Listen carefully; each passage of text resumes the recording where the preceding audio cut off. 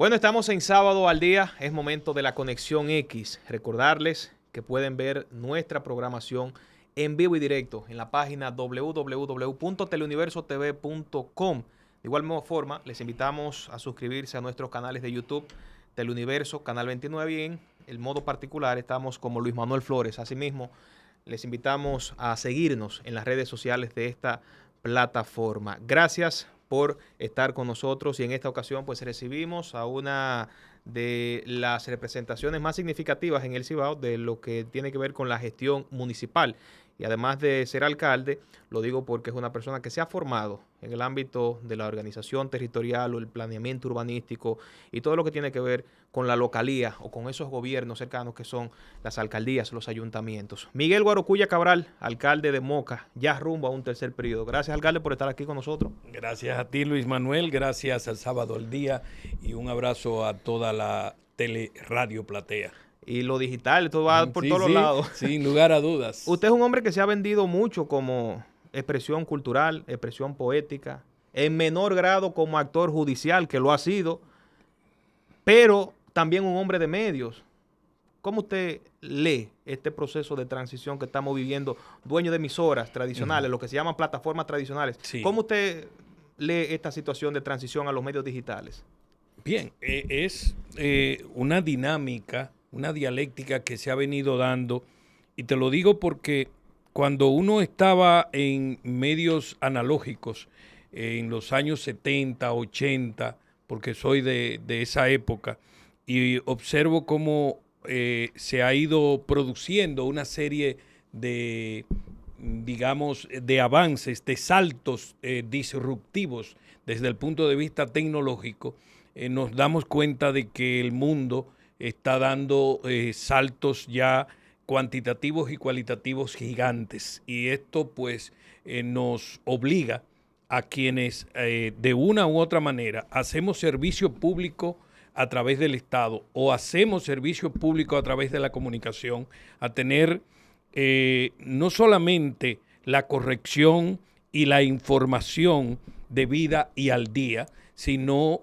asumir con un sentido de responsabilidad histórica lo que hacemos y cómo lo hacemos. Siendo dueño de una emisora o varias plataformas de comunicación análogas o tradicionales, esto sería una pregunta que pondría cuchillo contra su propia garganta. En este momento, ¿Miguel Guarocuya haría una inversión en una emisora o en un canal de televisión exclusivamente en este momento de la comunicación? No, yo plantearía diversificar la comunicación, porque la tendencia es diversificar y asumir una combinación inteligente de lo tradicional con lo novedoso, con lo, como dije ahorita, con lo disruptivo, con lo que ha cambiado de manera radical, y que nos armemos de unas herramientas que validen la tradición de la comunicación con el nuevo concepto de la comunicación. ¿Usted no cree entonces que la radio y la televisión mueren en algún No, momento? al contrario, es un ajuste que se va produciendo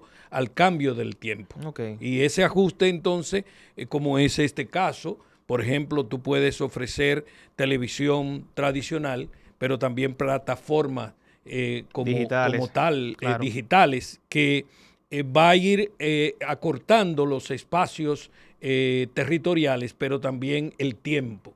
Y tú vas a tener la facilidad de tener este programa en podcast para cualquier momento, cualquier día y en cualquier condición que tú puedas optar, tener ese contenido y nutrirte de este contenido. Y en el caso de los contenidos propiamente, porque a la par de esa discusión, de la transición, llevamos el discurso moral o la, o la discusión sobre lo moral y lo ético de los contenidos.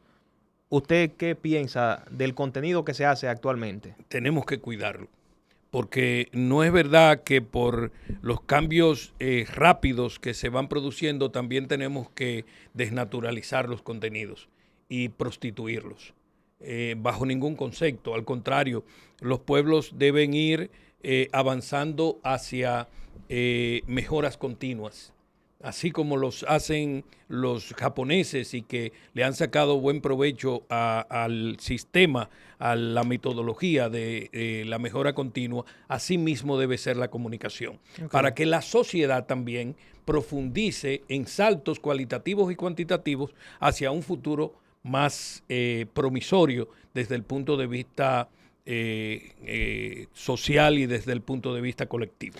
Anteriormente, por lo menos 10 años atrás, yo recuerdo que se establecía mucho la diferencia, la comunicación capitalina y la comunicación interina, entiéndase de la comunicación que se hace en los pueblos, en el interior, Moca, Puerto Plata, La Vega, o sea, para los capitaleños, capital es capital, un país aparte o un país de otro país, y el interior es otra cosa.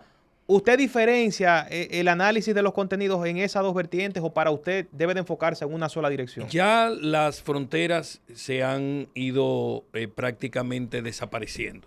Esas fronteras de que en la capital o en el centro radial y capitalino se hacía la comunicación, digamos, más avanzada o con el cuerpo de talentos de más capacidad, ya eso se ha ido perdiendo y esa brecha se ha ido desapareciendo o estrechando a la mínima expresión.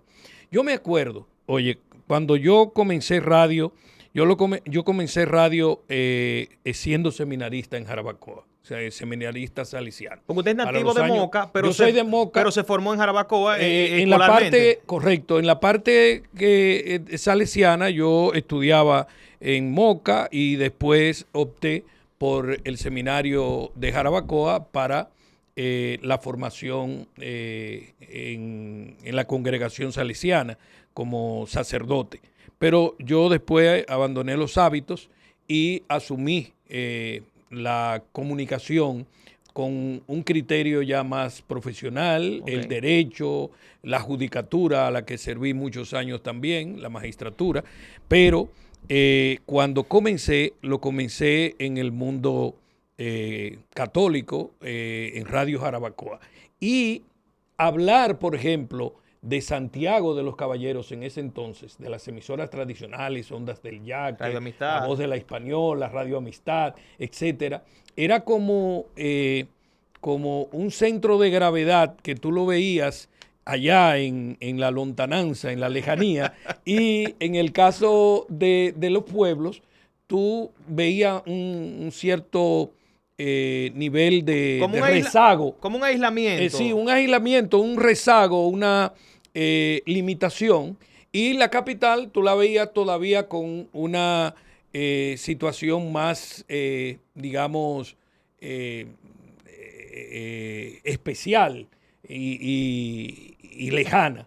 Entonces, cuando tú vas notando que esos cambios se van produciendo y lo que no existía en Moca o no existía en Jarabacoa, un simple estudio de grabación que tú tenías que ir a La Vega, tenías que venir a Santiago, tenías que ir a San Francisco de Macorís a grabar un simple comercial, un audio o lo que sea. Entonces tú notas que los cambios han sido vertiginosos, han sido significativamente grandes, porque ya tú tienes en cualquier espacio, hasta rural, las facilidades de hacer comunicación y llegar a una inmensidad de blanco de público extraordinario. Claro, y uno solamente quizás se enfoca en el talento que produce ese contenido, pero la parte técnica, los pueblos están cargados de muchísimos muchachos talentosísimos, unos técnicos que te hacen de magia con ediciones audiovisuales. O sea, yo creo que sí, se ha avanzado bastante. Para que tú veas, Luis Manuel, yo tengo un sobrino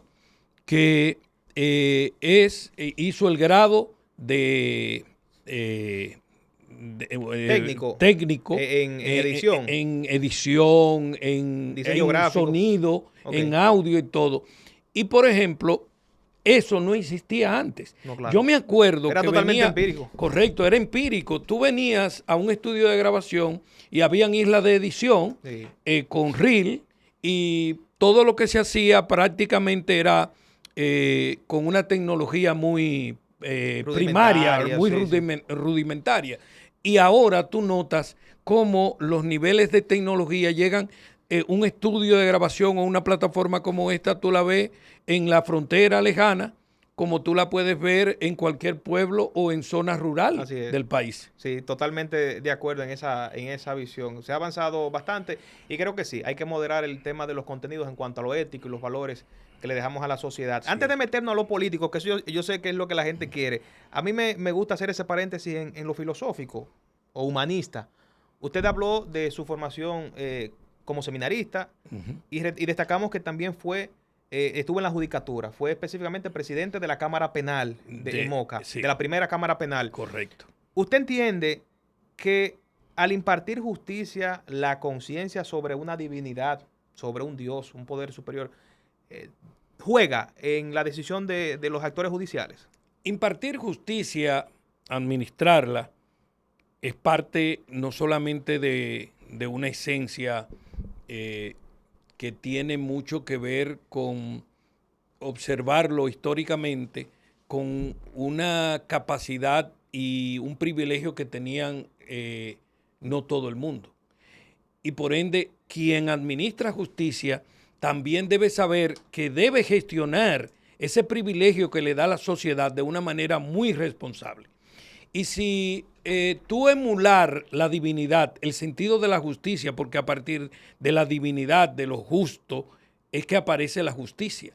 El hombre comenzó a entender la justicia desde el punto de vista de que el más justo era Dios. Pero entonces se banaliza el tema Dios en un proceso judicial por muchas veces. No, lo que se quiere llegar es a llevarlo al plano divino. Okay. De que la justicia no se banalice, no se lleve a lo terreno, sino que todo lo contrario, los terrenos lo llevemos a lo divino. Pero lo divino es más, como tú lo dices, filosófico. Claro. La filosofía del derecho. La filosofía última es eso, sí, lograr la convivencia social a través del sentido de la justicia. Porque tú no garantizas nada con un testigo que te levante la mano derecha y te jure por Dios que no hizo ese hecho o sí lo hizo, porque posiblemente se esté banalizando esa conciencia, ese concepto. Pero administrar justicia es más allá de eso. Okay. O sea, digamos, el actor principal que administra justicia no solamente debe ver las acciones exteriores del hombre o los dictados propios de sus argumentos, sino que debe ser más profundo en el análisis y ver las muestras, las evidencias, sí, todo eso. Y ver todo en una integralidad, en un sentido holístico, desde el punto de vista humano, desde el punto de vista sociológico, desde el punto de vista espiritual incluso, por lo que te dije ahorita, porque lo espiritual, lo divino, es lo que orientó originalmente el nacimiento de la justicia como tal. Claro. Entonces, por eso el administrador de justicia, el actor que busca precisamente el fin último de la administración de la justicia, debe hurgar y profundizar en estos aspectos tan, digamos, tan sutiles y tan delicados, para decirlo de alguna otra manera, que te lleven a ti a un plano no corriente, sino excepcional como ser humano. ¿Y por qué renuncia usted a esa posición en el 90? En el 90 todavía la justicia estaba más prostituida. Esa era la otra pregunta. Sí, correcto. Esa era la otra pregunta. Había un mercado persa. Se vendían y se compraban. Recuérdate que en esa época justamente yo era parte, por ejemplo, en la provincia de Espaillat, que era el juez de mayor categoría en el distrito judicial de Espaillat, pero otros jueces de corte a nivel nacional y jueces de diferentes denominaciones nos planteamos la primera y única huelga a nivel nacional de jueces. La única huelga en el 90. A partir de ahí... Es que ese Balaguerato estaba metido ahí en todo. Y había alguien que no era una persona con carácter, con convicciones para disciplinar la justicia, como era Contín Aybar, que era el presidente de la Suprema Corte de Justicia, un hombre ya octogenario, Era muy timorato quizá para prácticamente tomar decisión. muy timorato y no tenía un sentido de proyectar la justicia más allá de ese momento difícil que se estaba viviendo. Entonces, yo decidí que no podía convivir Le en pasaban su un... papelito por debajo. Mire, ayúdame ahí con este caso. No, ellos me respetaban en ese sentido. Lo Ok. que no respetaban era muchos que estaban alrededor de uno. Entonces uno se convertía como en una especie de elemento raro dentro de un mundo también igualmente raro, Hacía ¿verdad? hostil hacer el trabajo. Era hostil, porque la justicia era como tú lo dices, muchas veces porque los jueces eran seleccionados a través del Senado de la República Ok. y tenían alguna dosis política. Los que no teníamos dosis política, entonces nos veían como un bicho raro. Yo sé que ya usted es PRMista y hay una línea discursiva, pero yo lo voy a preguntar como quiera. Actualmente la justicia, ¿cómo usted la evalúa? Bueno, la justicia ha ido avanzando a pesar de todo, ¿eh? Uno la quisiera mucho mejor, pero debe seguir profundizando cambios radicales y fundamentalmente en, digamos, los actores de la administración de justicia. Yo he visto muchísimos actores que los llamo a la humildad, que se han entendido por encima del bien y del mal. Y un juez debe ser un ente con un alto sentido de la humildad, pero también un alto sentido de la capacidad. Y entonces a veces no lo encuentras y lo encuentras muy terrenal, muy terrenal. Cuando el juez es muy terrenal, desde el punto de vista que como yo te lo quiero expresar y a los amigos Se torna televidentes, muy maleable, sí influenciable. se torna muy corriente. Y un juez no es un actor corriente, es un actor excepcional. Bueno, ahí hay una autoridad que se le ha conferido. Claro, Precisamente ese eso es lo es que hay el que cuidar. contrapeso de la Claro. sociedad. Es el que trata de mantener el equilibrio de la democracia y la calidad de la democracia a través de la administración de justicia. Vamos a meternos entonces de lleno en política, pero anclando con ese mismo tema de la transparencia, la honestidad. Vimos un pasado proceso, Guarocuya, a nivel municipal, en donde nos concentramos básicamente en las grandes urbes, Santo Domingo, Distrito Nacional, Santiago, en las demarcaciones, digamos, del interior o menos desarrolladas, como son nuestros pueblos. Ese proceso, ¿cómo usted lo evaluó? ¿Qué tan difícil es llevar una gestión municipal en estos momentos? ¿Qué implicaciones tiene el hecho de que ya no es solamente que se necesita un alcalde para que gane un proceso electoral, sino que hay un alcalde que tiene que trabajar apegado a unos lineamientos como son una nueva ley, relativamente nueva ley de ordenamiento territorial? ¿Qué tan complejo se torna manejar una ciudad que no sea la capital ni Santiago? El Estado se ha ido, digamos, cualificando cada vez más, se ha ido haciendo más complejo, pero no quiere decir con ello que esa complejidad no busque lo que debe ser al final el servicio de calidad. El servicio de calidad es el que te va a garantizar llegar a cambiar y transformar la calidad de vida que necesita la persona, porque es al fin el sentido de la política. Tratar de que la calidad de vida de los habitantes y del territorio cambie de manera formal y a favor de una mejor vida. Entonces, en ese sentido, yo creo que hemos avanzado también igualmente mucho. La transparencia, la eficiencia, la eficacia, la burocracia cero, o sea, el tipo de Agilizar los procesos. agilización de los procesos es importante y creo que está llegando a las más recónditas de las jurisdicciones y de los territorios. Te voy a poner un ejemplo. El SISMAT municipal es un sistema de monitoreo de la administración pública municipal. Claro. ¿En qué lugar están ustedes ahora? En cuarto y quinto. Estamos en el top 10 siempre. Desde que usted llegó en el 20. Desde que, sí. Porque yo le pedí eso a los muchachos. Vamos a trabajar por Lo eso. importante, como uno viene de la radio, siempre quiere estar en el top 10 Sí, de los el mejores ranking. 10, en el ranking de los...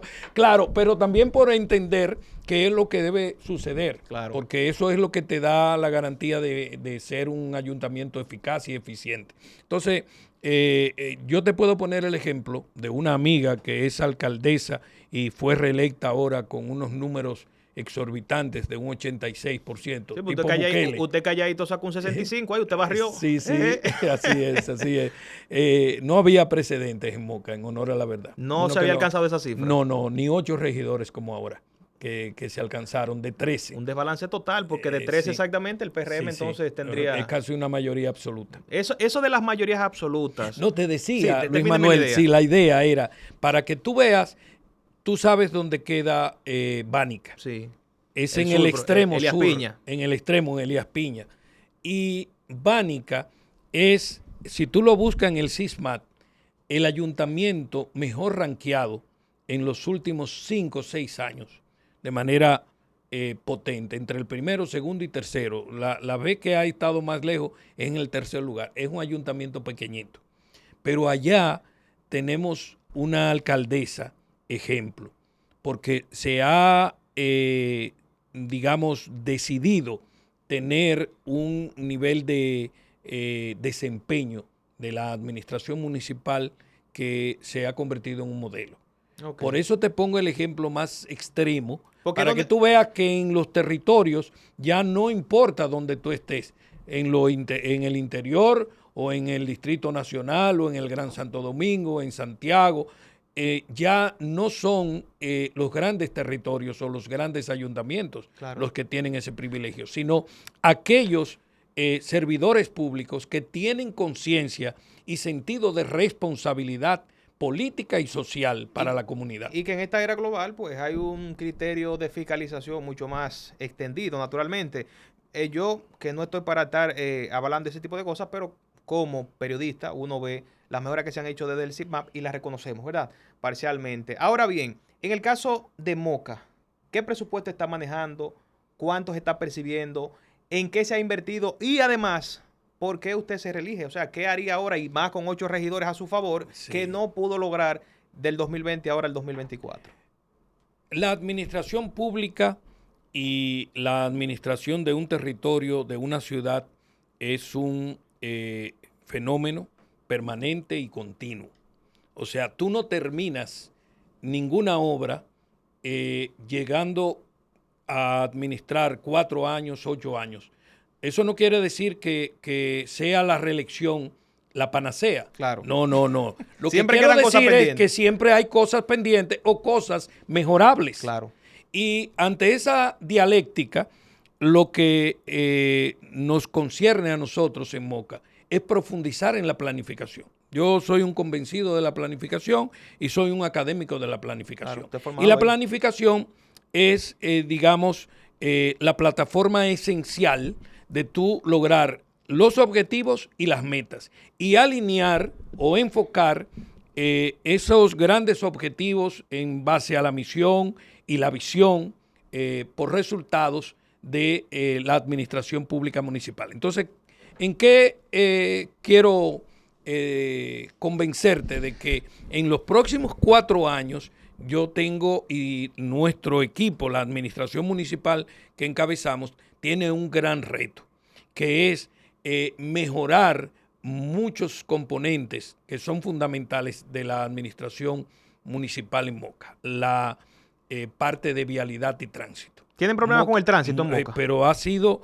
un problema grave. Para que ustedes vean que nada más no es Santiago y el distrito. No, correcto. Y es que el crecimiento del parque vehicular es una realidad. El parque vehicular ha crecido desmesuradamente, pero también la capacidad de carga de una ciudad que tiene límite, todo va a depender de su diseño urbano. Por ejemplo, Moca fue diseñada con calles muy estrechas y con aceras muy estrechas. Entonces, la capacidad de carga es menor. Es casi como el centro histórico de Santiago, que también tiene calles estrechas y aceras igual. Entonces, ¿qué tú tienes que hacer? Descongestionar esa parte que no te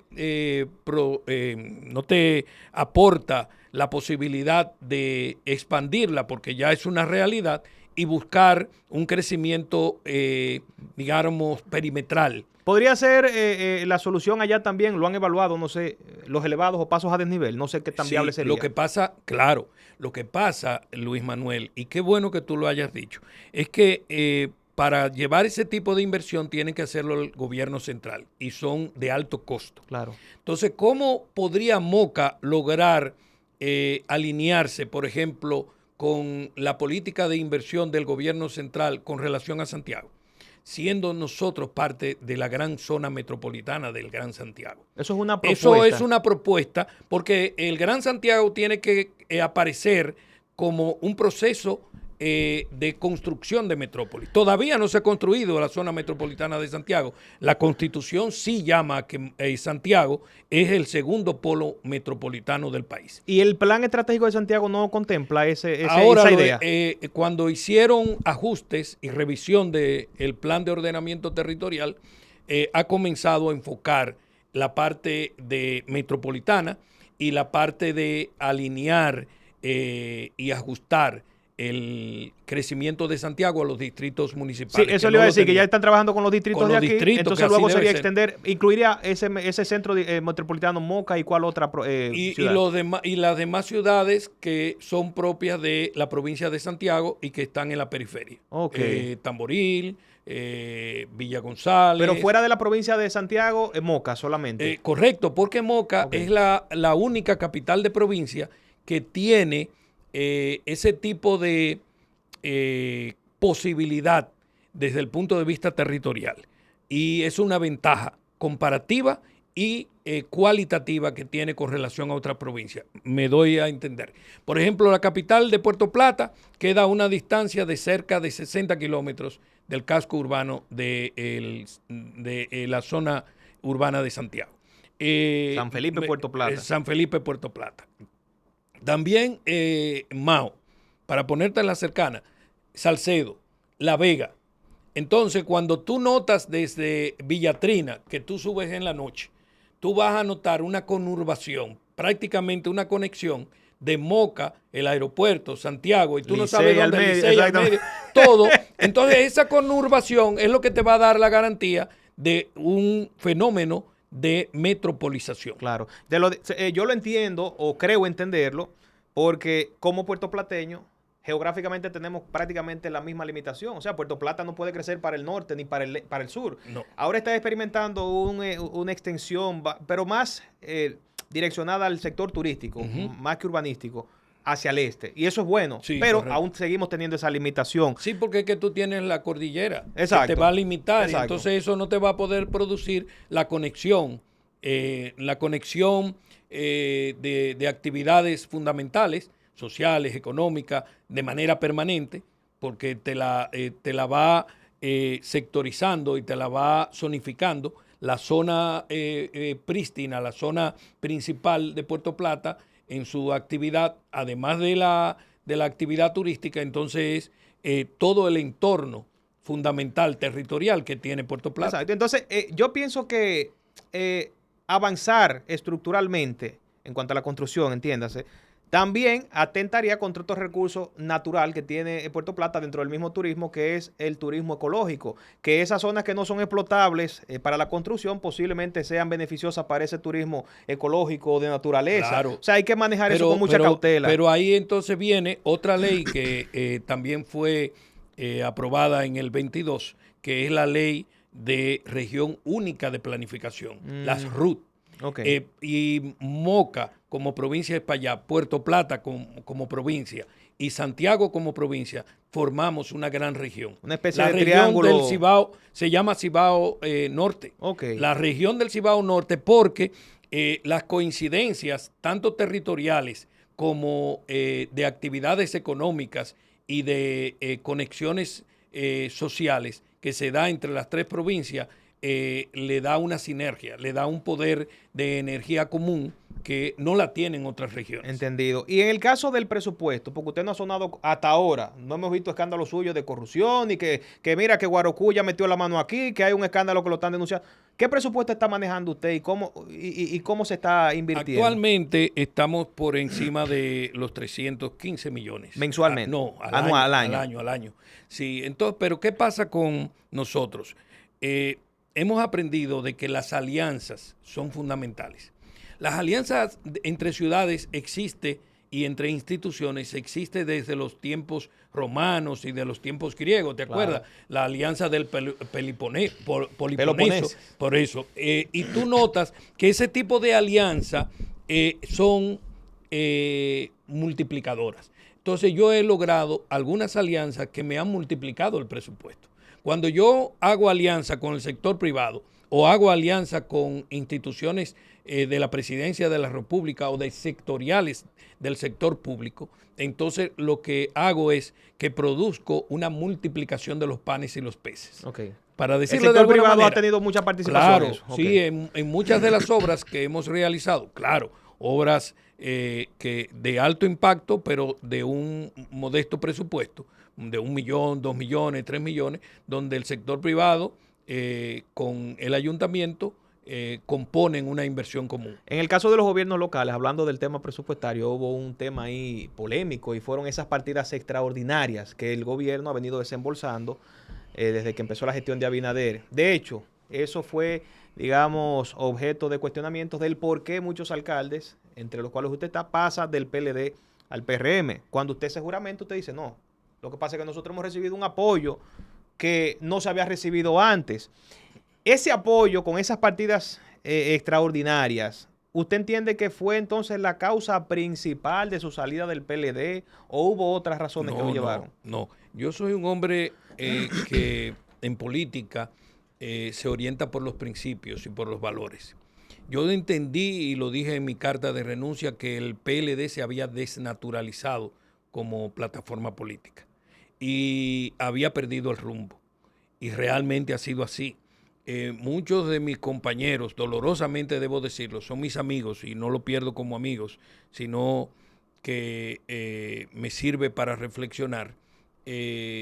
Han quedado rezagados solo en discurso, pero en la práctica vimos, y no es para mentir, actuaciones que estuvieron al margen de esas enseñanzas. Entonces, el hombre, digamos, da ejemplo con sus hechos.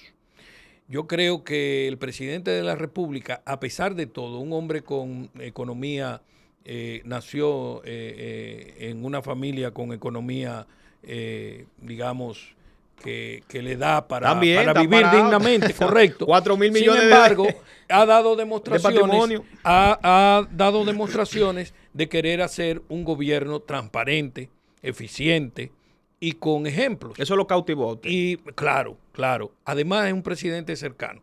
Si tú ves aquí mi celular, te darás cuenta que él me contesta cuando yo le envío cualquier mensaje, como si fuera cualquier otro ciudadano. Y eso yo no lo había logrado con otro presidente. Alcalde, pero hay una pregunta obligatoria, que es la que le hacemos a todos los alcaldes que salieron. En 16 años usted no se dio cuenta de ese descalabro del PLD. ¿Hubo que entonces salir del poder para darse cuenta de eso?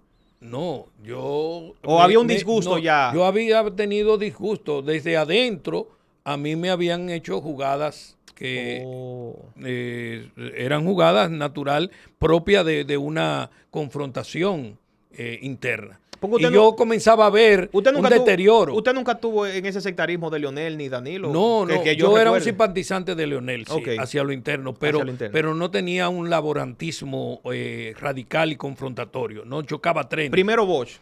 Sí, correcto, era mi punto de referencia. Entonces, sobre esa base yo comencé a ver algún tipo de confrontación que me estaba dando algún tipo de idea de lo que estaba pasando. Y de los dirigentes del PRM, cuando usted llega, entonces algunos manifestaron sus quejas, sus rechazos. ¿Ya se limaron esas asperezas? Sí, al contrario, lo que se logró con el porcentaje de un 66%. Está todo el mundo contento. Era porque se produjo y se construyó una unidad, Luis Manuel. Qué bien. Sí, para las unidades se construye. Y aquellos que de una u otra manera eran desafectos a la candidatura, pues le buscamos lugar. Porque el ser humano es así. El ser humano busca y experimenta inquietudes, desafíos, aspiraciones. Entonces, cuando tú le vas dando respuesta a las aspiraciones o individual o colectiva, de equipo, o también de aspiraciones propias de observar cambios cuantitativos, cualitativos, dialécticos, entonces tú vas creando y construyendo una unidad sobre ideas concretas. Pronóstico para elecciones presidenciales en mayo. Bueno, ahora salió recientemente la Gallup y da unos pronósticos devastadores. El pronóstico es lo que yo decía. Cuando yo estaba en campaña, yo decía, febrero es la antesala de mayo. Lo que suceda en febrero va a repercutir. Y eso está sucediendo. Bajó la moral de la oposición en términos, digamos, astronómicos, porque observamos cómo se derrumbó el ánimo y se desmoralizó la oposición, al punto de que estos grandes digamos, estas grandes hemorragias que se está dando en el PLD, en la Fuerza del Pueblo, en el PRD, posterior a febrero, es producto de esa desmoralización. Digamos que Luis Abinader gana esa reelección, que es lo que se espera. Por más del 60%. Viene entonces ese proceso de descalabro de un partido en el poder, como vimos pasó en el PLD, o sabrá gerenciar de otra manera el PRM esa situación. Bueno, es que el PRM tiene que gestionar los triunfos. Y cuando tú vas tomando mucho poder, el poder puede ser un arma, digamos, letal, si tú no la sabes gestionar. El PRM está obligado a gestionar el poder, y más ahora que va a obtener más poder todavía. Claro. Y lo debe gestionar en aras de crear los instrumentos y las herramientas necesarias para producir las transformaciones que la gente sienta. Si la gente siente esa transformación para el bien de la sociedad, al mismo tiempo le representará un aval para la misma, digamos, administración pública. En Moca, entonces, vimos que el gobierno ha hecho unas inversiones importantísimas. Eso entonces cautivará más a ese votante que estaba indeciso quizás, porque vi que me tiraron unos millones fuertes ahí en unas obras, la UAS. La UAS, mira, no se había dado el fenómeno, Luis Manuel, de dos centros universitarios superiores de alto nivel como el ITLA y la UAS a la vez inaugurarse en una provincia. Aquí se inauguró la UAS hace muchos años y ahora el ITLA. Eso es importantísimo. Pero ahora en Moca ha sido a la vez. Tú te darás cuenta que eso va a repercutir de manera directa en el crecimiento y el desarrollo y la prosperidad de Moca. Tenemos ya 3 universidades privadas y 2 públicas. Retendrá talentos que salían a buscar estudios en otros sitios y se quedaban haciendo vida por allá, pero ahora uno espera, ¿verdad?, que ese talento pueda ser aportado al desarrollo de Moca. Correcto, o por lo menos del gran territorio. Por eso que yo sigo pensando en una zona del gran territorio, porque así impacta en Moca, impacta en Santiago, impacta en Tamboril, pero lo vemos holísticamente y eso va a producir un crecimiento inusitado para todos nosotros. Bueno, yo no puedo finalizar sin volver al plano humanista. Viendo las referencias en la web, podríamos ver nosotros una situación difícil en su vida. Yo quiero confirmar, la muerte de su esposo en un momento fue el momento más difícil de Guarocuya. Sí, ese momento fue devastador, porque afectó directamente a mis hijos, a la familia completa. Y también hubo una coincidencia de la muerte de mi padre en ese tiempo, de la muerte de mi hermana más pequeña, de cáncer. Entonces en poco tiempo, todo junto. Sí, casi todo junto. ¿Estamos hablando qué año más o menos? Estamos hablando del 2010, cuando yo salí más o menos de la administración municipal. Entonces eso afectó mucho. ¿Entiende que honor a la verdad, se ha recuperado de ese proceso? Sí, yo he tenido una enseñanza y mi tiempo en la salesianidad fue importante, junto con mi formación familiar, para yo con interés reestructurarme espiritualmente y entender que la vida es desafío permanente y saber que el sacrificio propio debe ser un sacrificio en aras de la mejora de los demás. ¿Los triunfos electorales le han dado alegrías entonces luego de eso? Bueno, en la medida en que hay triunfos electorales, lo que hay es compromiso para que la sociedad pueda recibir de parte de uno el trabajo y los resultados del trabajo. Miguel Guarocuya Cabral, alcalde de Moca, abogado de profesión, ex juez, ex gobernador también de la provincia de Espaillá. Agradecemos bastante su tiempo aquí con nosotros en Sábado al Día. Gracias de verdad. Gracias a ti, Luis Manuel Flores, y gracias a Sábado al Día. Bueno, sigan disfrutando de más Café y Paz.